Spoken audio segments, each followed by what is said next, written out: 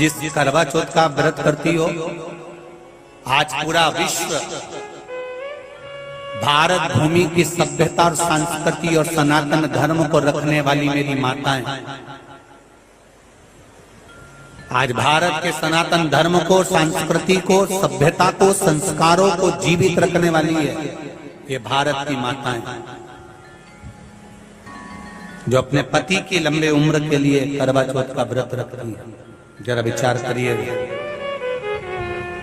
किसी देश में कोई माता अपने पति के लिए व्रत नहीं रखती, केवल एक भारत की संस्कृति, भारत की सभ्यता।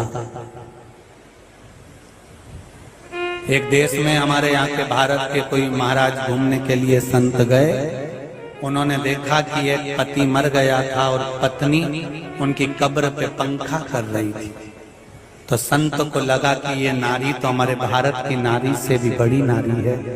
हमारे यहाँ तो पति के साथ पत्नी सती हो जाती है, पर ये तो उससे भी बड़ी है कि पति मर गया तो मरने के बाद पंखा कर रही उसकी कब्र पर।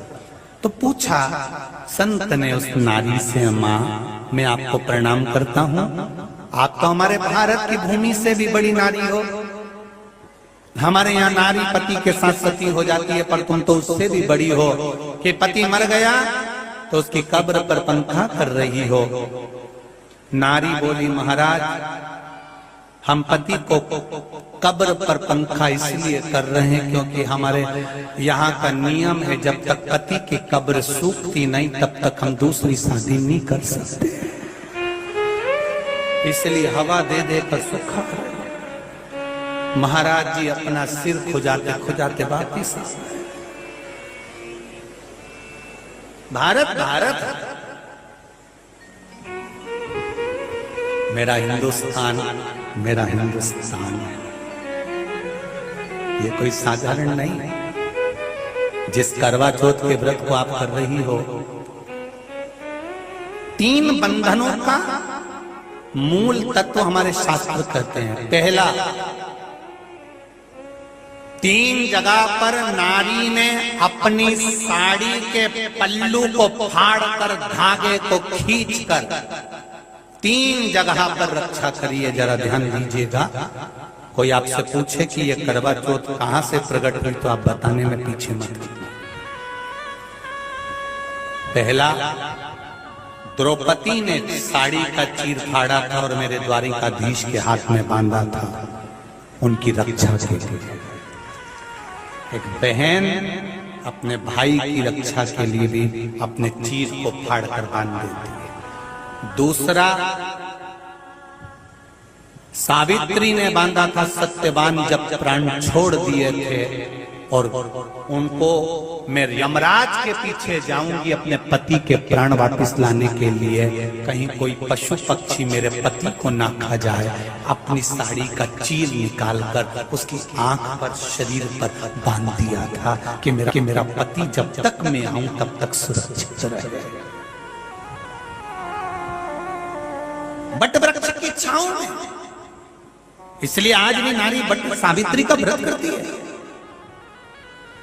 बट वृक्ष की छांव में माता सावित्री ने अपना पल्लू फाड़कर बांधा था सत्यवान को।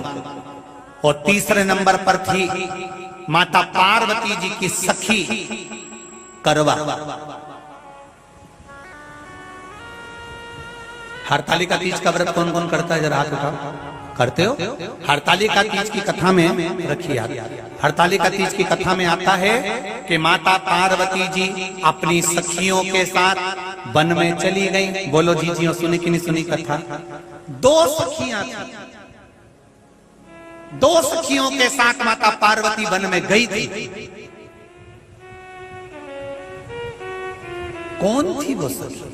आज भी हमारे यहाँ पर अखंड सौभाग्यवती नारियां जब सुहाग का कोई काम करती हैं तो 13 चीजें कहीं संक्रांति पर बांट देती हैं, कहीं सुहाग का सामान बांट देती हैं। किसको बांटती हैं? अपनी सखियों को, अपने परिवार को, अपनी सास को, अपनी ननद को, अपनी देवरानी, जेठानी, कुटुंब, कबीला, ब्राह्मण आदि जो सौभाग्यवती नारियां हैं। उसमें ये वर्णन नहीं करा गया कि आप किसी अन्य को, जो सौभाग्यवती हो, चाहे वो ब्राह्मण हो, क्षत्रिय हो, वैश्य हो, शूद्र हो, उस सौभाग्यवती को सुहाग की सामग्री बांटती है माता। जब कोई सुहाग का कार्य करती है, कोई सौभाग्य का कार्य करती है, कोई सुहागिल करती है। यहाँ पर सुहागिल होती कि नहीं होती हमें मालूम नहीं, पर हमारे यहाँ तो आज भी सुहागिल माताओं को जब भोजन कराती है तो ये नहीं देखती कि कौन जीना, यहाँ सौभाग्यवती होना चाहिए, जिसकी मांग भरी हो, चूड़ा अमर हो, अखंड।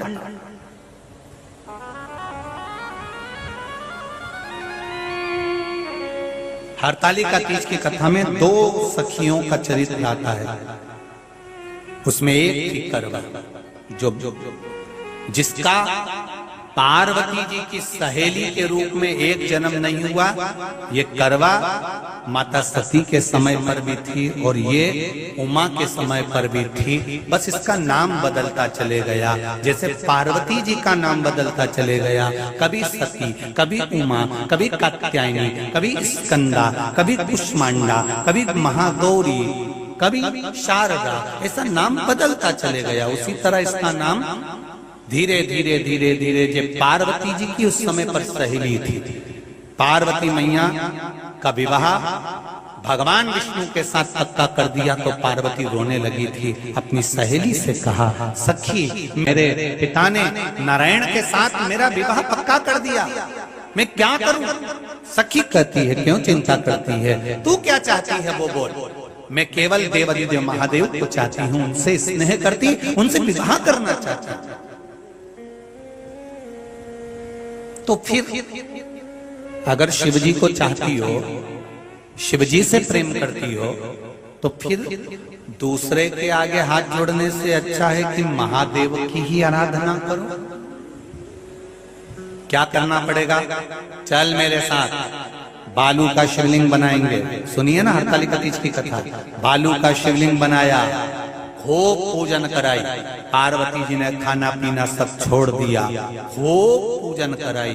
केवल अकेली पार्वती ने पूजन नहीं करी, ये 2 सखी जो साथ में थी, इनने भी शिव जी की पूजन करी है। शंकर भगवान केवल पार्वती को नहीं मिले, शंकर भगवान ने इन दोनों सखियों से भी कहा, क्या मांगना चाहती हो मांगो तुम, आज मेरे पार्वती को अपनी अर्धांगिनी बना रहा हूं, तुमको क्या दूं, बोलो क्या दिया। शिवजी ने केवल माता पार्वती जी को ही वर नहीं दिया, शंकर भगवान ने 2 सखियां बैठी थी सहेलियां, उन पर भी ध्यान दिया।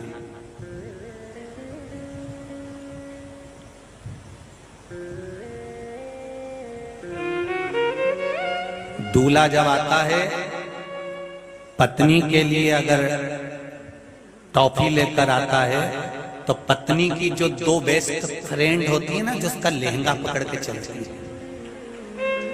उनके लिए भी कुछ ना कुछ लेकर आता है और अपनी पत्नी से कहता है, ये उन दोनों को देते ना जो तेरी सहेली है। तो कहती है, आपने याद रखा मेरी सहेली को?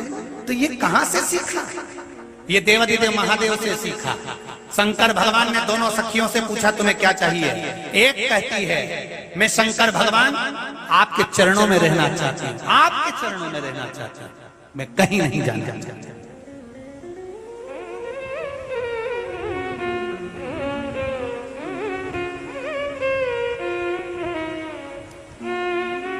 शिव जी कहते हैं, ऐसा तो हो नहीं सकता कि तुम्हें कुछ नहीं चाहिए, कुछ तो तुम्हारी चित्तवृत्ति में होगा, मांग लो, आज तुम्हारे पर प्रसन्न हूं मैं, मांगो क्या चाहिए।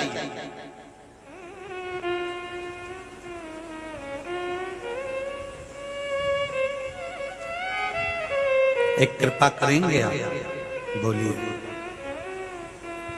वैसे तो जिस नारायण के साथ में सती का विवाह पक्का हुआ था, उन नारायण के चरणों में मैं हमेशा रहना चाहती हूं।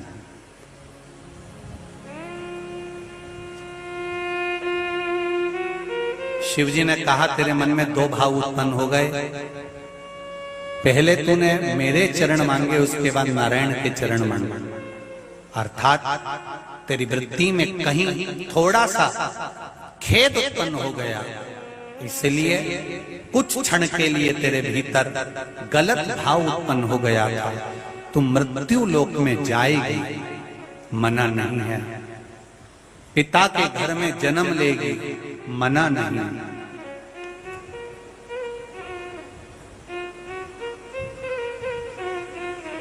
जलंधर जैसे राजा से तेरा विवाह होगा, मना नहीं है। जैसे पार्वती का अखंड सौभाग्य है, तू भी अपने पति के अखंड सौभाग्य के लिए व्रत और साधना करेगी, मना नहीं।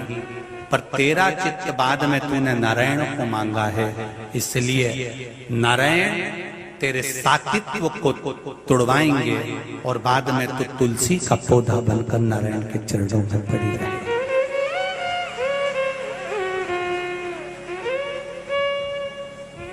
एक मान रही। करवा चौथ के दिन की कथा है, जरा मेरी माएं बहुत ध्यान से सुनना। आपने अपनी जिंदगी में कभी इस कथा को सुना ना सुना, पर ये विश्वनाथ की धरा से मां अन्नपूर्णा और गंगा जी के अखंड सौभाग्य से मां पार्वती दुर्गा के अखंड सौभाग्य से ये विश्वनाथ की नगरी से ये कथा मिल रही है। आपके अखंड सौभाग्य के लिए, आपके अखंड चूड़ा के लिए, मांग के सिंदूर के लिए मिल रही है। भाव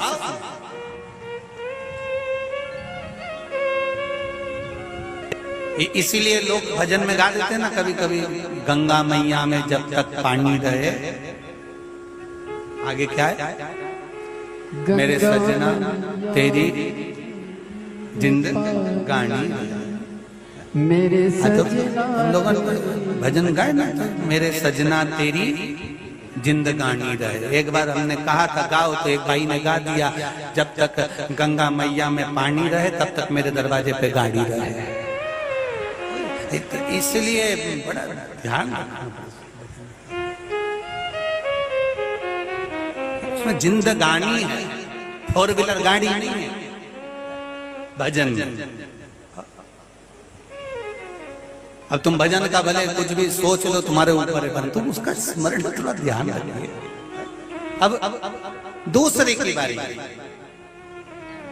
शिव जी ने कहा तुम मांगो तुम्हें क्या चाहिए। उसने कहा मेरे जितने जन्म हो, हर जन्म में मैं अपने पति के चरणों की सेवा करती रहूं। मृत्यु लोक में जब तक रहूं तब तक मेरी मांग में सिंदूर और मेरे हाथ में चूड़ा रहे, बस इतनी कृपा कर दीजिए। इतनी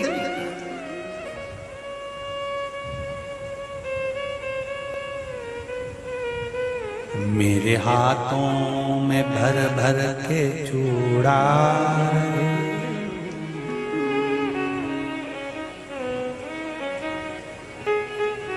और मैया कोई काम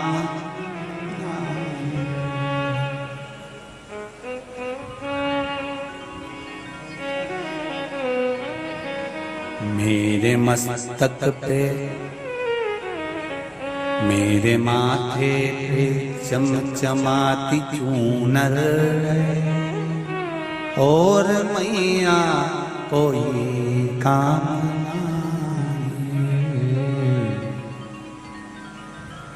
मां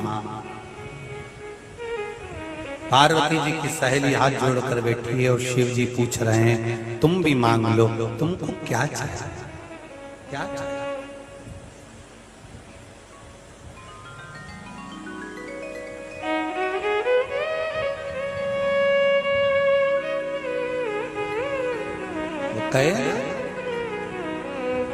हे चौथ माता मेरा चूड़ा अमर करो ना, हे चौथ माता मेरा चूड़ा अमर करो ना।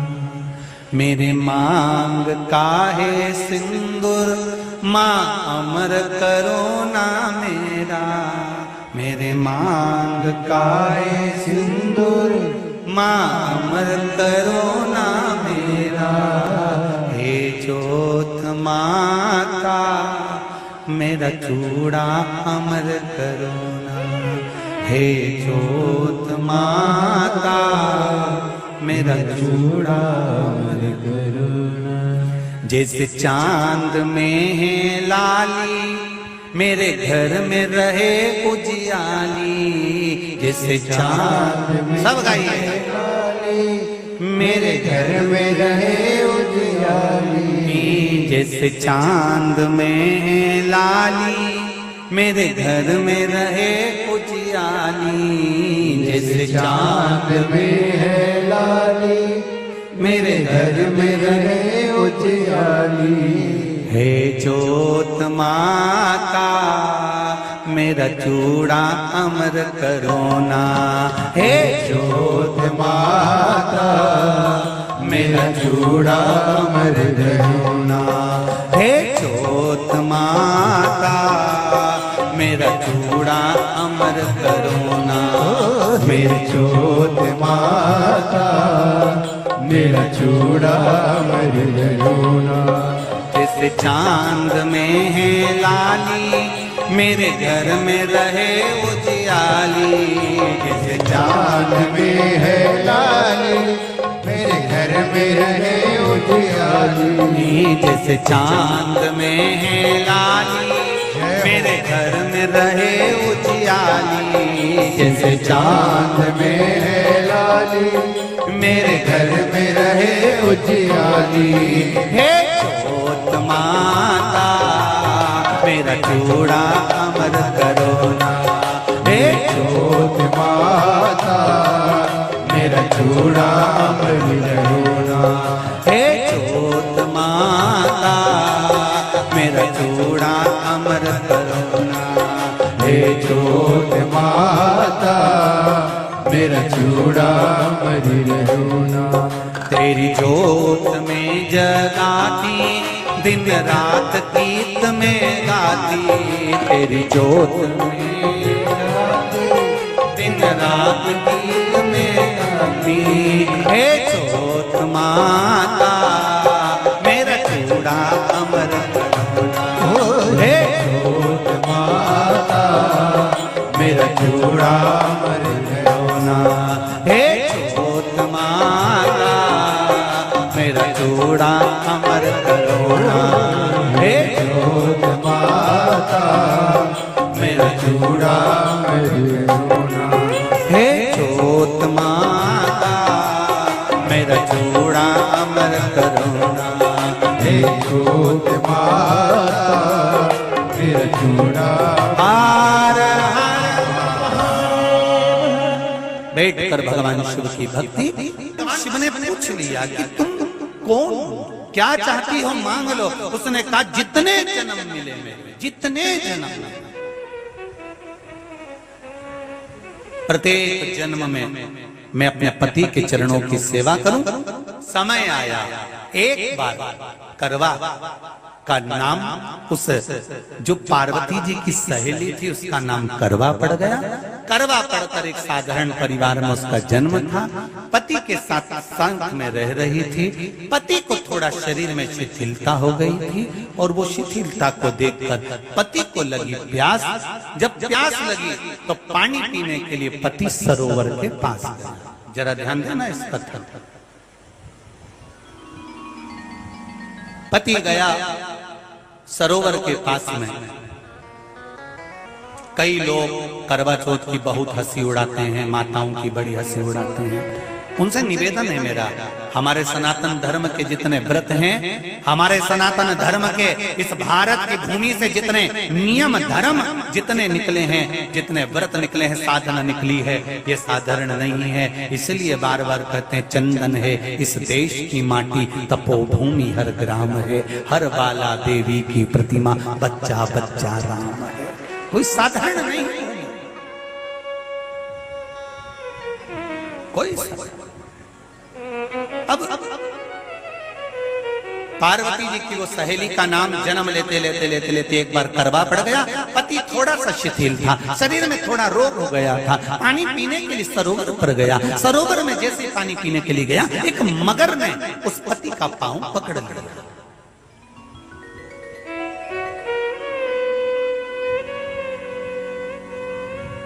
बहुत ध्यान दीजिए।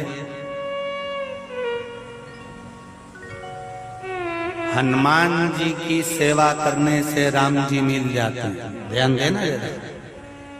करवा पार्वती जी की सखी थी, जन्म लिया मृत्यु लोक में, नाम करवा पड़ गया। करवा चतुर्थी का व्रत करने से अखंड सौभाग्य हो जाता है। मात्र पार्वती जी की सहेली का व्रत।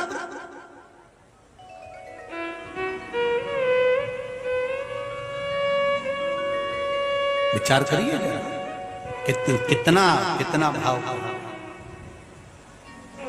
ये सेवा का प्रमाण है। भारत की भूमि पर जितने राम के मंदिर नहीं, उससे 1000 गुना ज्यादा हनुमान जी के मंदिर हैं। किसी ने पूछा हनुमान जी के मंदिर इतने क्यों हैं, तो कहा गया राम जी की सेवा हनुमान जी ने इतनी करी कि भारत की भूमि पर सेवा पूजा गई। इसलिए हनुमान के मंदिर ढेर बने हुए हैं। हमारे यहाँ सेवा पूजाती करवा गई। करवा ने देखा कि मेरे पति का पांव मगर ने पकड़ रखा है, और करवा शिव की उपासक थी।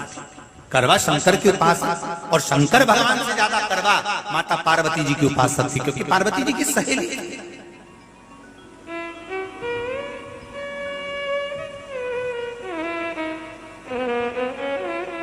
पति का पांव खींच कर मगर पानी में लेकर जा रहा था। करवा आराधना में लगी हुई थी।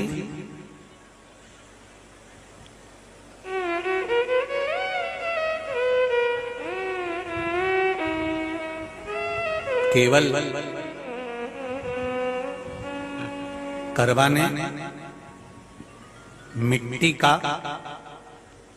एक गोल भाग ही बनाया था, जिस पर पार्वती जी का जो नीचे का पीठी का होती है उस पर शिवलिंग रखा था। केवल नीचे का भाग का निर्माण ही करा था, और करवा के कानों में शब्द पड़ गया।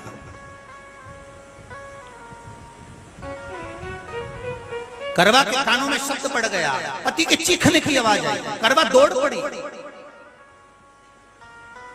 ये तो अब कैलेंडर में छपा हुआ करवा चौथ का फोटो आने लगा, नहीं तो पहले नियम था दीवार पर बनाई जाती थी और वहां पूजन करी जाती थी। कई माताएं जानती होगी यहाँ पर आज भी, पहले दीवार पर बनती थी, पूरा परिवार की सौभाग्यवती नारियां वहां आकर पूजन करती थी एक जगह, फिर बाद में छत पर जाकर करवे का अर्घ दिया करती थी। ये नियम था। अब तो बना बनाया कागज आ जाता, उसको चिपका दो, पूजन कर लो, वो अलग प्रमाण। पर यहाँ करवा मट्टी का भाग का लेपन कर रही थी, और लेपन करते करते बस उस समय पर पति की आवाज आई, छोड़ा। करवा भागी, और शिव आराधना में लगी हुई करवा, पार्वती की आराधना में लगी हुई करवा भाग कर गई।